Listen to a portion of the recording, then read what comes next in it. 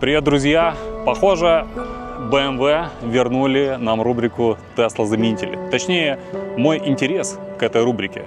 Потому что долгое время было настолько нечего снимать, настолько не за что зацепиться в инновациях и в новых или новых автомобилях с электроприводом, что приходилось снимать обзор. И есть отдельное видео на этом канале, обзор круглого руля на автомобиль Tesla. То есть интереснее было снять просто обзор круглого руля, чем новинку современного автопрома. Но после Rolls-Royce Spectre, который не то чтобы меня впечатлил во время теста, но здесь было какое-то очень длинное послевкусие. Я просто каждую следующую машину так или иначе сравнивал с ним. И мне начало в какой-то момент казаться, что это около идеальная машина, потому что она очень комфортная, очень мягкая, очень привлекающая внимание и в то же самое время элегантная. И через время я случайно прокатился на BMW 7 и обнаружил, что я ловлю все те же ощущения, которые были в Rolls-Royce Spectre. Ну, то есть тактильно, везде. И все то же самое. Посмотрите обязательно видео с BMW 7, потому что там вы поймете, почему я рассказываю о BMW как владелец BMW. Потому что я как бы с вами владельцы BMW на одной волне. У меня одна из них есть. И с BMW 7 я старался к ней не особенно сильно придираться, потому что придраться не к чему. Это машина, у которой нет конкурентов. То есть так сложились карты на автомобильном рынке, что никто по какой-то причине не выпустил электролимузин. Машину электрическую для заднего пассажира. Таких машин вообще на рынке нет. Здесь машина, у которой не то что много конкурентов, а практически каждый бренд имеет что-то, что можно продать вместо BMW 5. Например, Mercedes EQS. Он часто встречался в комментариях. И стоит объяснить, что EQS, как Mercedes, не растягивал кузов, но, к сожалению, машина для задних пассажиров не настолько комфортна, как Mercedes S-класс для задних пассажиров. И точно не настолько комфортна, как BMW 7 для задних пассажиров. Это просто разновидность четырехдверных купе от компании Mercedes, просто она длиннее, чем EQE, допустим, и у нее шильдик S. Но от этого комфортнее, от этой длины, комфортнее для задних пассажиров она почему-то не стала из-за очень покатой крыши и других особенностей дизайна. Также мелькал Lucid Air. Lucid Air, ребята, это машина, которая придумывалась как электролимузин, и очень часто ее показывали. И даже, по-моему, были обзоры очень первых ранних версий, где были очень крутые капитанские сидушки, раздельные. И можно было сидеть в комфорте, закидывать ногу на ногу и так далее. Но эта машина так и не вышла в серию. То есть единственный вариант, который доступен к заказу, если вы покупаете Lucid Air, это вариант с сидушками, ровная полка сзади и откидывающийся подлокотник.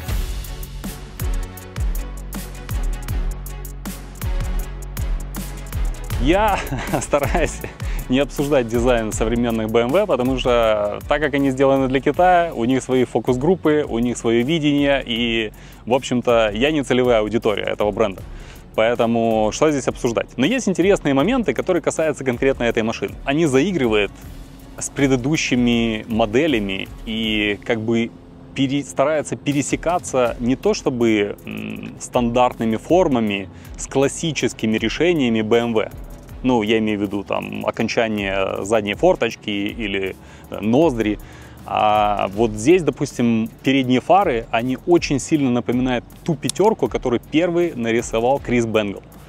И это очень удивительно, потому что огромное количество BMW-шников в тот момент, когда вышла та пятерка, ее возненавидели. Но одновременно с этим та пятерка продалась самым большим тиражом. Эта машина заигрывает с первой пятеркой от Криса Бенгла. И в этот же момент она размером чуть-чуть больше, чем та 7, которую нарисовал Крис Бенгл. И мне очень интересно посмотреть, что мы получаем на заднем ряду, учитывая, что размеры не такой уж старой BMW 7. Я хочу, чтобы вы видели, как я сажусь. Как чувствует себя машина, которая длиной, как семерка 20-летней давности. Значит, что в семерке, которую рисовал Крис Бенгл, что в семерке, которую рисовал кто-то другой, но которая снималась в Бумере, я на задний ряд прям влетал. То есть я садился и просто там чувствовал себя супер комфортно. Здесь так как-то компания BMW умудрилась, что при огромной длине автомобиля сзади сесть за рослым парнем, а это именно я здесь сидел. Не то, чтобы я там сильно развалился, я не сидел как черныш вот так вот, прям держа одной рукой руль. Это просто обычная комфортная посадка. Но тем не менее, уже здесь сесть я не могу. Еще BMW предлагает мне сюда, как опцию, втыкнуть монитор. И, ну, разве что этот монитор может смотреть прямо мне в пах. Потому что либо пах может смотреть в монитор, здесь можно выбирать как угодно, но варианта насладиться комфортом на заднем ряду нет вообще никакого. Можно даже дверь закрыть, но дверь упирается в коленку. Ребятам из BMW надо продавать семерки. Ровно по этой причине они так это все скомпоновали, так все красиво сделано, чтобы вы ни в коем случае не почувствовали себя комфортно. Что здесь есть? Решеточки, которые дуют, две USB-шечки и вот такой вот простенький подлокотничек, ну как в Model 3, ничего особенного. Ambient нету, ничего нету, то есть вам даже не пытаются намекнуть, что здесь будет вас ждать какая-то роскошь. Наверное, есть большой багажник. Ну вы же знаете, чувствуете по интонации, что его нету. Вот он такой вот. Он как бы есть, и есть какая-то ниша. Нет, кстати, никаких запасок. И багажник, он не то чтобы маленький, но он плоский. И, по сути, ничего особенного вы сюда не запихнете. Там какую-то табуретку засунуть или еще что-то. Ничего подобного нет. В этой же машине, я напомню вам, может размещаться 7 человек. Что еще мы здесь имеем из странностей? Это вот консоль. Вот эта консоль, напоминающая нам, что есть версии, в которой кардан здесь проходит. Здесь кардана нет, но эта выпуклость есть. И вот за это время, пока Model S, в 2012 году она нас удивляла величиной, это была огромная машина, да, это были огромные колеса, 21-е ставились в стоке. Спустя уже 13 лет у нас та же самая огромная машина с теми же 21-ми колесами максимальными, которые мы можем поставить в стоке. Вот эта красота за это время выросла до этих размеров. То есть пока Tesla прокачивал машины с инженерной точки зрения, BMW росла и доросла до того, что в 2025 году это все еще не смарт-кар. Это машина, у которой обновление приходит только на мультимедиа-систему. И если в BMW семерке мы, в принципе, на это закрывали глаза, потому что, ну, купи что-то другое, то тут уже есть вопрос. И давайте тогда пойдем плавно к характеристике. Значит, капот открывается достаточно просто. Так как в других BMW. Чего нету в других BMW, это зияющей пустоты здесь. Кстати, если откроете видео с семеркой, там ребята запутали так провода здесь. Вот они с завода так их распорошили, как будто бы все очень сложно, очень занято. И некуда было поставить передний багажник, ну прям некуда. Здесь никто даже не пытался заполнить эту пустоту. Она просто есть. Вот, вы можете ее любоваться. Здесь обычно, конечно, это закрыто крышкой, но мы ее сняли для вас. Здесь BMW X-Drive 40, 5,7 секунды до 100. И есть версия M60 этой машины, которая разгоняется до 100 за 3,5 секунды. Но мы когда будем ездить, я расскажу, почему она не быстрее. Ну, самая медленная Model S у нас... Это не прямое сравнение с этой машиной. Я просто к тому, что есть машина, которая самая медленная из этих. Она разгоняется 3,1 секунды сейчас, в 2025 году. Запас хода. Здесь 295 миль заявленных. То есть она чуть-чуть не дотянула до 300 миль. Вот этого стандарта. Это 450-500 километров, которые необходимы для того, чтобы люди, в принципе, уже не обращали внимания, а сколько там, 310, 315 или 320 миль. Зарядной сети у BMW нету, надо пользоваться Electrify. Смотрите, зарядка. Я вообще не планировал ничего не рассказывать, но придется. Приехал на такую зарядку. И она не работает. Ничего никуда не лезет. Сейчас буду звонить в службу поддержки, ее перезагрузят. И, скорее всего, это будет работать. Probably the charger could be frozen due to so many users of the unit. Charging error. Видите? Красненьким кабель горит. Я только присоединился, и тут же она меня вырубила. Ну что не так? Ну я ж немногого прошу. Я просто хочу, чтобы эта штука работала так, как надо. Please unplug. И батарея у нас 84,3 киловатт-час. То есть стандарт уже, и некоторые китайцы пошли дальше и уже запрыгивают в 120 киловатт-час. Стандарт у нас в таком классе обычно около сотни. Но BMW пошли таким путем, не дотянули до сотни, потому что есть одна особенность этой машины, у нее бензиновая платформа, и поэтому не получилось туда заправить больше батарей. И, естественно, это отразилось у нас на том, сколько машина проезжает. Стоимость стартует от 67 тысяч долларов. Поэтому давайте разберемся с тем, как получился такой дизайн, какой он получился сейчас, какие есть минусы бензиновой платформы, и пройдемся по опциям, которые меня удивили. Некоторые опции меня удивили с точки зрения того, что они есть, а некоторые с точки зрения, что они недоступны вообще. Значит, давайте коснемся разгона. Здесь есть кнопочка Boost, которая у нас сделана для того, чтобы иногда ее нажимать, и у вас было 10 секунд для невероятного разгона. И вы продавливаете педаль,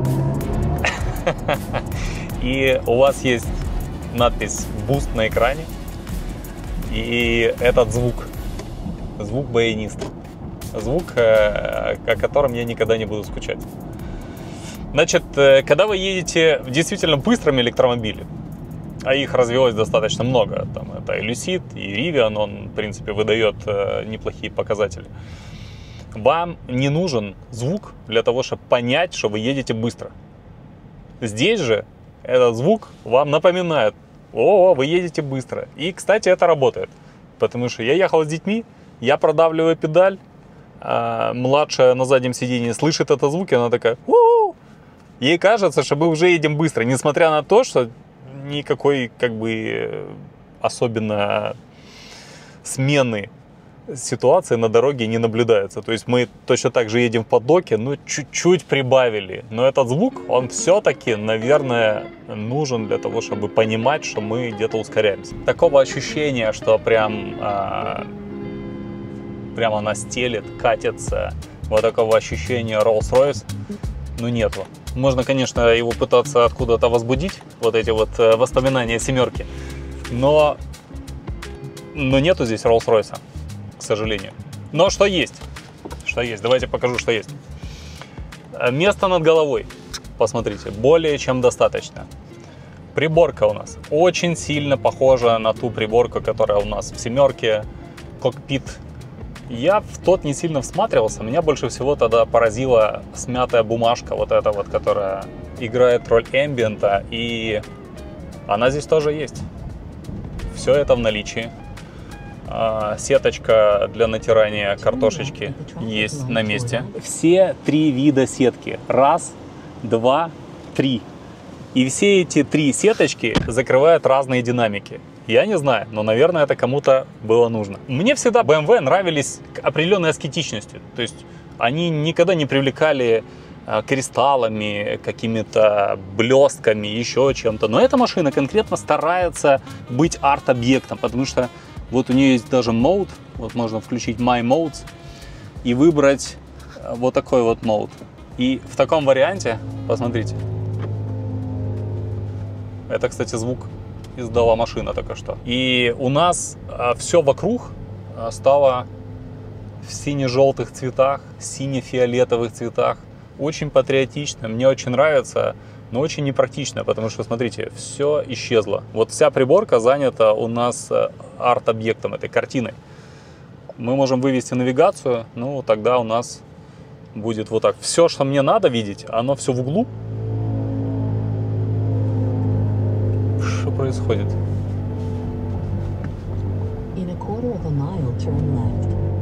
Это не только я один слышу, правда? Послушайте.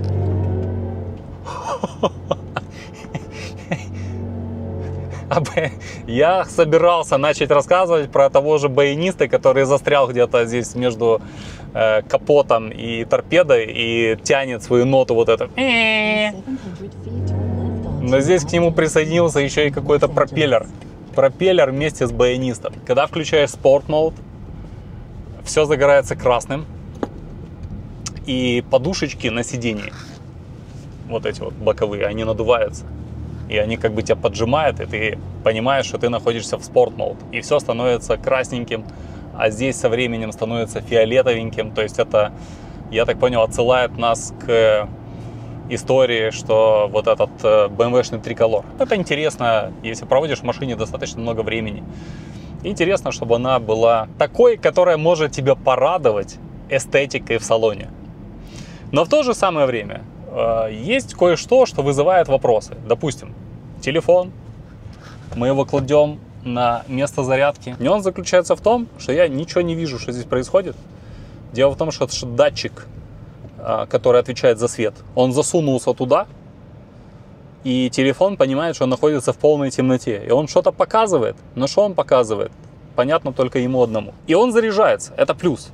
Минус в том, что зарядка только одна. Разделено место на два телефона.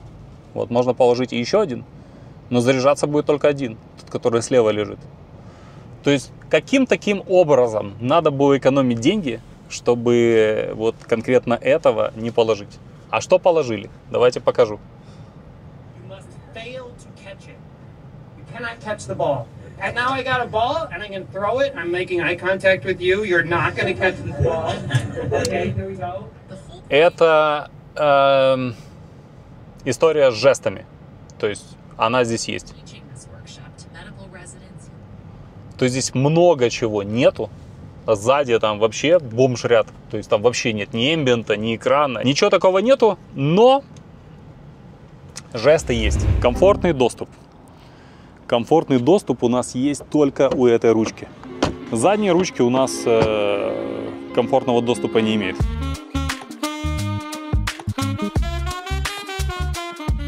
Давайте с вами обсудим автопилотирование. Она едет.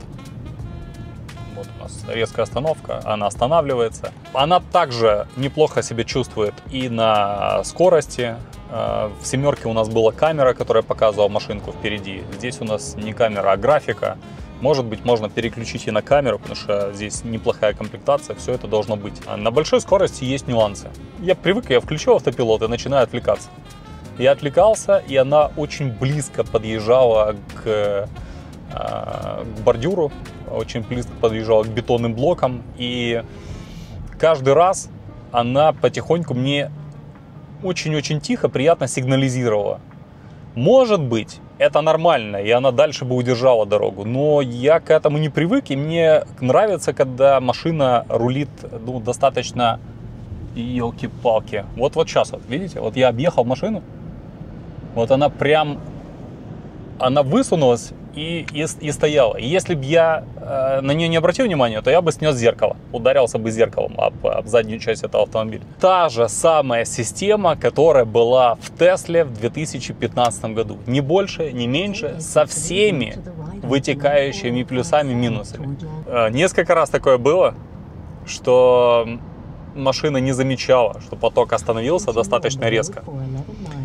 И она очень близко подъезжала к стоящей машине, резко останавливалась и в последний момент выключала автопилот. Да, снова мы остановились, и вот снова она моргает и не едет. Надо ее толкнуть. Да что же это такое, ну? Давайте я расскажу про подвеску. Это самое крутое, что есть в этой машине. Подвеска очень-очень энергоемкая. Проезжаем все, что я до этого проезжал на Тесле и вот так вот делал, так, несмотря на то, что я езжу на пневме, эта машина без пневмы. Вот здесь она так пум-пум проглатывает. На 20-х колесах, 35-й профиль, по-моему. Вообще никаких проблем. Это песня, это обалдеть. Вот голая цена автомобиля, $67 тысяч на сейчас. 67. И сюда были такие опции добавлены, как M-Sport пакет $3000, Brooklyn Grey Metallic $650, Premium Package $2350, Sky Lounge Panoramic Roof $600, панорамная крыша, 500 вентиляция сидений передних. То есть получается со всеми налогами машина выйдет на 10 больше, то есть 88 тысяч. Когда вы видите уже конкретную цену конкретного автомобиля, 80 тысяч долларов, и понимаете, что за рулем этого автомобиля, ну, я лично понимаю, что за рулем этого автомобиля я не получаю того мною любимого Rolls-Royce, я не получаю какого-то спорта, потому что эта машина, ну, не разгоняется так, как могла бы разгоняться машина с шильдиком M. Есть еще i560M, но ни в какой из этих версий, так или иначе, эта машина не является быстрой. То есть ее самая быстрая версия все равно медленнее, чем самая медленная версия Model S Long Range. И ответ на это простой, почему они недостаточно быстрые. Потому что я не верю в историю, где BMW не может сделать электрическую машину, которая едет хотя бы до 3 секунд. Но просто в этой уже нише там находится BMW M5. И чтобы не создавать конкуренцию самому себе, вот они придумали такой замечательный вариант, там, где все вроде бы подружились.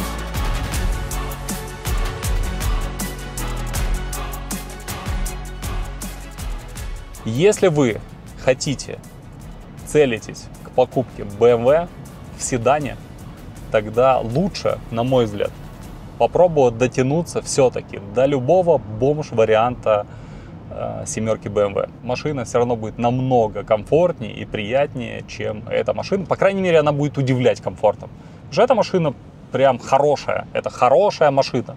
Но нам с вами так получилось, что недостаточно получить хорошую машину за эти деньги. Она должна чем-то удивить. То есть она должна либо быть быстрой, либо быть комфортной, излишне комфортной, удивлять комфортом, либо еще что-то, что будет подчеркнуто с помощью каких-то опций этого автомобиля.